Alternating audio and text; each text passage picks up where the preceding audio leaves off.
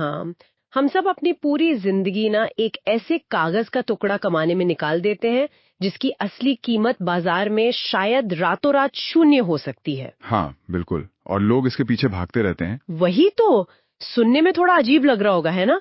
मतलब कोई भी इंसान दिन रात मेहनत करके कोई ऐसी चीज क्यों कमाना चाहेगा जिसकी कोई पक्की गारंटी ही ना हो?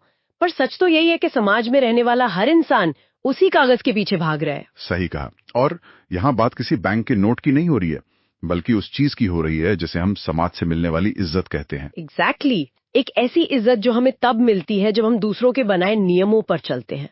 लेकिन क्या हो अगर कोई इंसान इस खेल को खेलने से ही इनकार कर दे? ये बहुत बड़ा सवाल है। क्या होगा अगर वो अपनी खुद की एक अलग मुद्रा छाप ले? हाँ, और इसी सवाल का जवाब आज हम ढूंढेंगे। बुक बातिंग की इस नई और गहरी चर्चा में हमारे सभी सुनने वालों का बहुत बहुत स्वागत है। मैं आपकी होस्ट हूँ और आज हम मिलकर एक बहुत ही दिलचस्प सफर पर निकलने वाले हैं। स्वागत है सभी का। ये जो कागजी नोट वाला उदाहरण आपने शुरू में दिया ना, ये आज की चर्चा के लिए एक बहुत ही सटीक जमीन तैयार करता है। सही कहा, और यही आज का हमारा मुख्य मिशन भी है। आज हमारे पास जो स्रोत सामग्री है वो एक बेहद प्रभावशाली कहानी का छठा और अंतिम भाग है, जिसका शीर्षक है एपिसोड 6, अंतिम असली इज्जत। हाँ, और आज हमारा उद्देश्य महज एक कहानी के अंत को पढ़ना नहीं है, बल्कि इसके माध्यम से ये समझना है कि समाज में सम्मान की असली परिभाषा आखिर है क्या। बिल्कुल। साथ ही सुमन नाम के एक मुख्य किरदार के जरिए हम उस आंतरिक परिवर्तन के विज्ञान को डिकोड करेंगे जो एक इंसान को पूरी तरह टूटने के बाद फिर से खड़ा करता है। तो शुरू करें। देखिए, इस तरह की स्रोत सामग्री की सबसे बड़ी खासियत यही होती है कि यह समाज का एक बहुत बड़े हिस्से का आईना होती है। कहानी सिर्फ कुछ पन्नों की हो सकती है, पर ये उस जटिल सौदेबाजी को दिखाती है जो हम हर रोज करते हैं। हाँ, जो कॉम्प्रोमाइज हम खुद के साथ करते हैं। वही, एक इंसान का मनोविज्ञान कैसे काम करता है जब उसे समाज से बाहर कर दिया जाता है, और फिर वो इंसान कैसे बिना किसी बाहरी सहारे के अपने भीतर ही एक नई दुनिया का निर्माण करता है। ये समझना महज साहित्य नहीं है, ये एक तरह का सर्वाइवल साइंस है। सर्वाइवल साइंस, कमाल का शब्द है ये। तो चलिए ना इस सर्वाइवल साइंस को ही थोड़ा बारीकी से समझते हैं। स्रोत में सुमन के पूरे जीवन चक्र को बड़ा ही दिलचस्प बताया गया है। हाँ, उसकी जर्नी पूरी तरह से एक फुल सर्कल लेती है। वही, स्रोत के मुताबिक उसका सफर एक उम्मीद से भरी लड़की के रूप में शुरू हुआ, फिर वो एक टूटी हुई महिला बनी और अंत में एक सुधार का प्रतीक बन गई। बिल्कुल, एक सिंबल ऑफ रिफॉर्म। अब मेरे दिमाग में यहाँ एक तस्वीर उभर रही है। जी। जापान में ना एक कला होती है किंसुगी। हाँ। जब कोई चीनी मिट्टी का बर्तन टूट जाता है तो उसे फेंकने के बजाय उसके टूटे हुए टुकड़ों को असली सोने के तारों से जोड़ा जाता है। ओह हाँ, मैंने सुना है इसके बारे में। है ना? जी। जुड़ने के बाद वो बर्तन अपनी पुरानी शक्ल में तो आता ही है, पर उन सुनहरी दरारों की वजह से वो पहले से कहीं ज्यादा कीमती और खूबसूरत हो जाता है। लेकिन एक मिनट जी। अगर हम सुमन की बात करें तो एक टूटी हुई महिला का सीधा सुधार का प्रतीक बन जाना, क्या ये महज वक्त के साथ घाव भरने की प्रक्रिया है या फिर चक्र पूरा होने का मतलब यहाँ कुछ और है? ये किंसुगी वाला उदाहरण इस पूरी प्रक्रिया को बहुत अच्छी तरह से दर्शाता है। अगर घाव भरने और सुधार का प्रतीक बनने के बीच के अंतर को समझना है ना, तो हमें चक्र पूरा होने के असली अर्थ को समझना होगा। अच्छा, तो वो अर्थ क्या है आपके हिसाब से? स्रोत जब कहता है कि चक्र पूरा हुआ, तो इसका ये मतलब बिल्कुल नहीं है कि सुमन वापस वही उम्मीद से भरी लड़की बन गई है, क्योंकि पुरानी स्थिति में लौटना कोई प्रगति थोड़ी ना है। सही कहा, बिल्कुल। वो पुरानी लड़की तो बहुत भोली थी। उसकी उम्मीदें शायद इस बात पर टिकी थी कि दुनिया अच्छी है, सब लोग अच्छे हैं, अगर वो अच्छा करेगी तो उसके साथ भी अच्छा ही होगा। हाँ, और वही कच्ची उम्मीद उसके टूटने का कारण भी बनी। जब हम उस टूटी हुई महिला वाले चरण को देखते हैं तो वो एक बहुत ही जरूरी मनोवैज्ञानिक चरण है। मतलब टूटना जरूरी था एक तरह से। हाँ, जब समाज किसी को तोड़ता है ना, तो इंसान के अहंकार, उसके पुरानी मान्यताओं और बाहरी दुनिया पर उसकी निर्भरता का भी अंत हो जाता है। जब किसी के पास खोने के लिए कुछ नहीं बचता, तब एक अजीब सी आजादी जन्म लेती है। वाह, जब कुछ खोने को नहीं है तो डर भी नहीं है। एग्जैक्टली। असली सुधार यानी रिफॉर्म तभी शुरू होता है। सुमन ने अपने उन टूटे हुए टुकड़ों को छुपाने की कोशिश नहीं की। उसने उन दरारों को अपने अनुभवों के सोने से भर दिया, बिल्कुल आपके किंसुगी वाले बर्तन की तरह।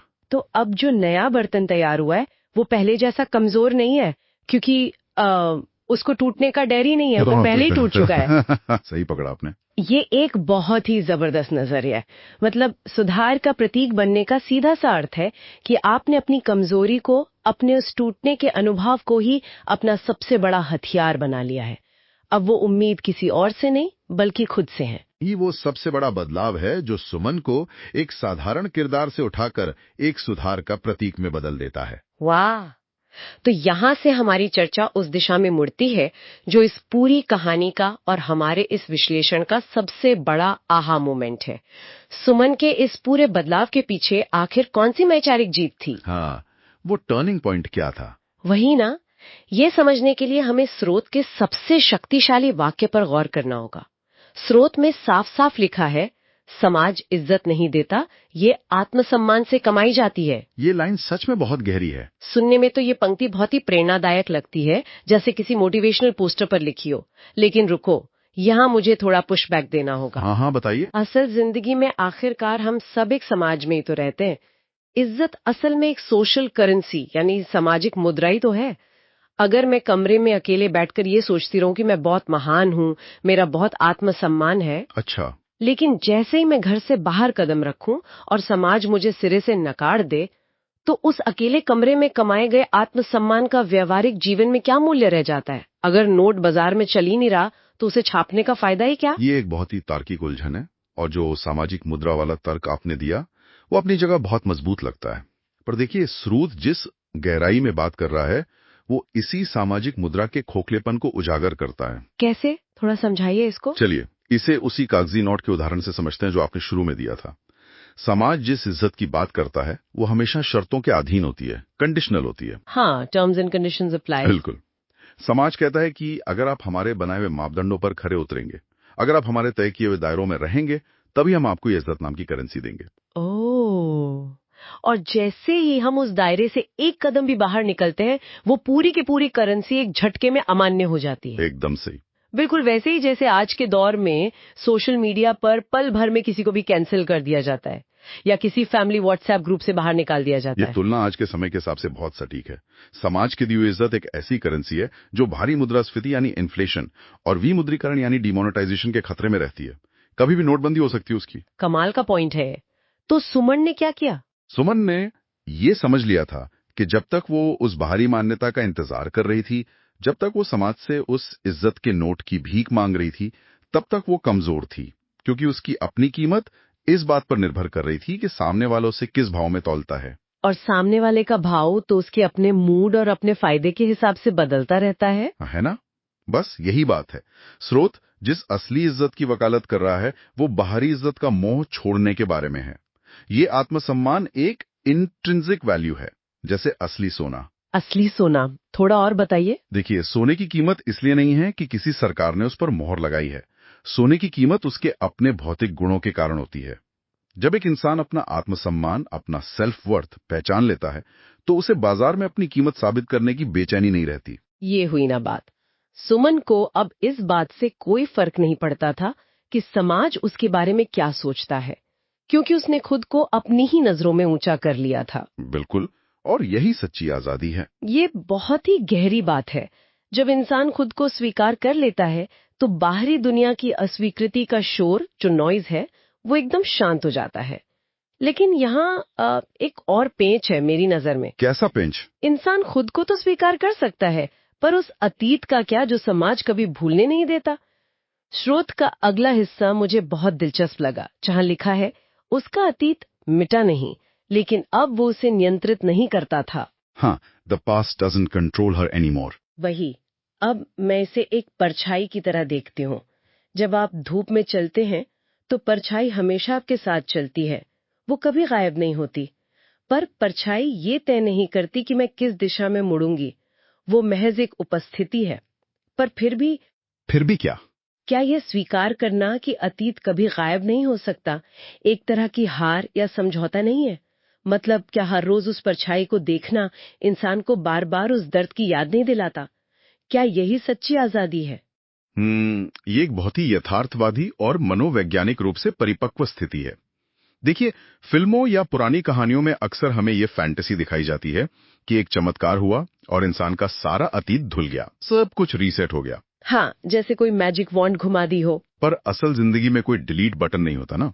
स्रोत हमें यही बता रहा है कि अतीत का ना मिटना कोई हार नहीं है, बल्कि अतीत से भागना हार है। सही कहा, क्योंकि आप जिस चीज से जितना भागते हैं वो आपको उतना ही ज्यादा डराती है। ठीक यही मनोविज्ञान समाज इस्तेमाल करता है। जब समाज किसी को डराना चाहता है या उस पर नियंत्रण रखना चाहता है, तो वो उसके अतीत को एक हथियार की तरह इस्तेमाल करता है। समाज बार बार याद दिलाता है कि भूल गए तुम कल क्या थे, तुम्हारे साथ क्या हुआ था। बिल्कुल, ये एक तरह का साइकोलॉजिकल ब्लैकमेल है, और ये तभी तक काम करता है जब तक इंसान उस अतीत से शर्मिंदा हो या उसे छुपाना चाहता हो। ओह वेट, मतलब ब्लैकमेल उसी का हो सकता है जिसके पास छिपाने के लिए कोई राज हो। अगर राज ही नहीं रहा तो डर कैसा? वही तो सुमन ने क्या किया, उसने उस राज को राज रहने ही नहीं दिया। उसने अपने अतीत को पूरी तरह से अपना लिया। उसने स्वीकार कर लिया कि हाँ, मैं टूटी थी। हाँ, मेरा एक ऐसा अतीत है जिसे तुम दाग कहते हो। और जैसे ही उसने ये किया, समाज के हाथ से वो हथियार ही छिन गया। बिल्कुल छिन गया। जब इंसान खुद अपने अतीत को गले लगा लेता है, तो समाज उसे उस बारे में डरा नहीं सकता। और यही आजादी का सबसे ऊंचा लेवल है। जब आपका अतीत एक खुली किताब बन जाता है, तो कोई भी पन्ना आपको डरा नहीं सकता। ये तो सच में कमाल का शिफ्ट है। मतलब परछाई तो है, लेकिन अब इंसान उस परछाई से डरने के बजाय उसे धूप का एक स्वाभाविक हिस्सा मान चुका है। अतीत अपनी जगह है, लेकिन उसने स्टीयरिंग व्हील से अपने हाथ हटा लिए हैं। अब जिंदगी की गाड़ी सुमन खुद चला रही है। सही पकड़ा। और पता है, ये आंतरिक आजादी सिर्फ उस एक व्यक्ति तक सीमित नहीं रहती।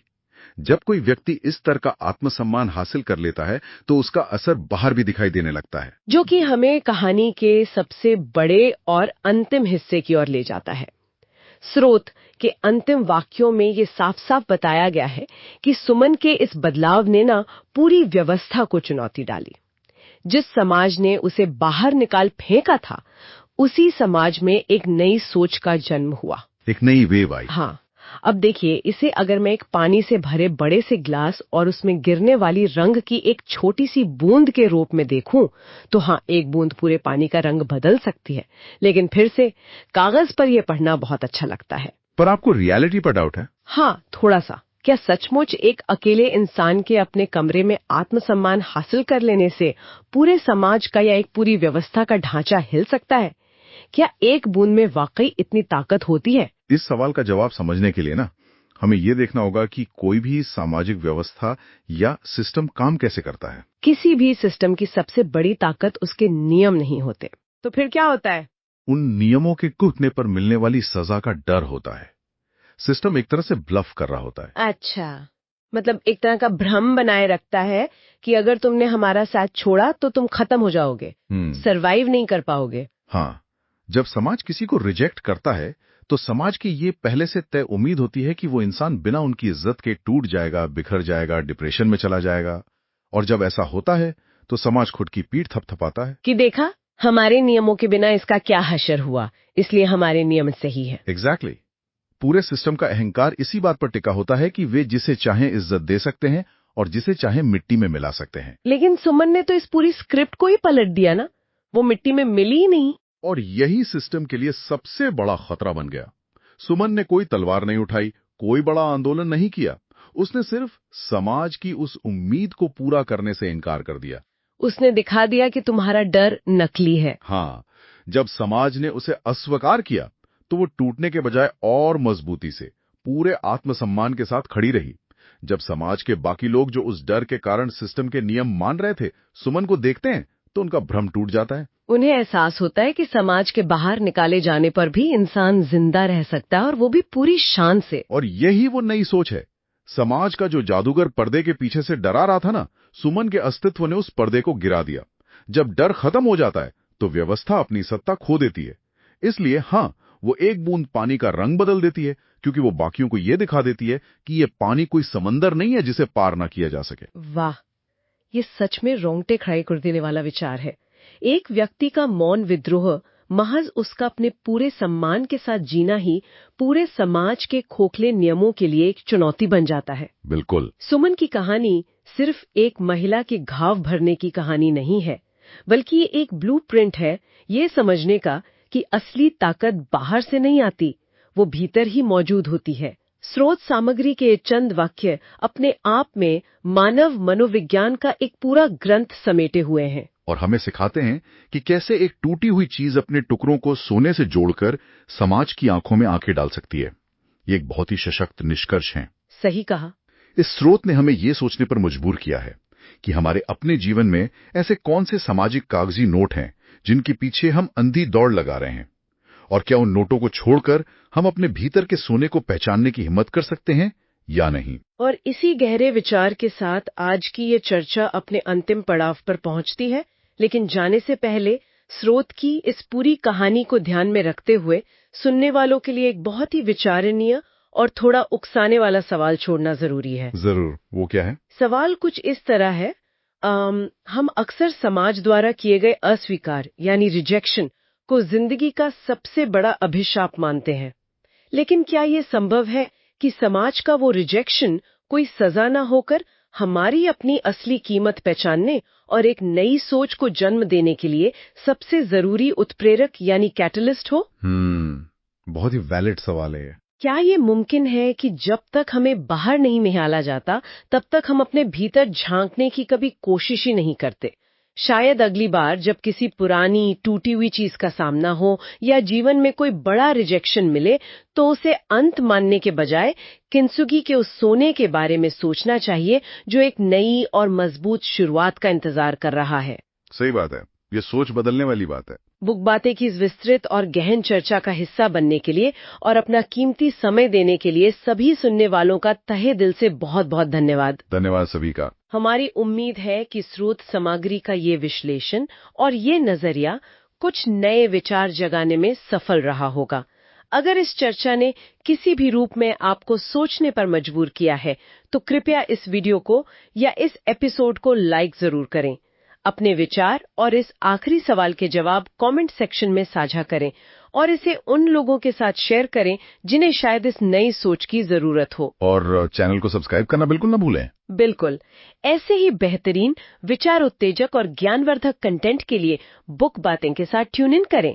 और हाँ, ताज़ा अपडेट्स और नई चर्चाओं की जानकारी सबसे पहले पाने के लिए बेल आइकन को जरूर दबाएं। मिलते हैं अगली चर्चा में एक नए विषय, नए स्रोत और एक नई गहराई। तब तक सीखते रहें और अपने आत्मसम्मान का सोना खुद तलाशते रहें।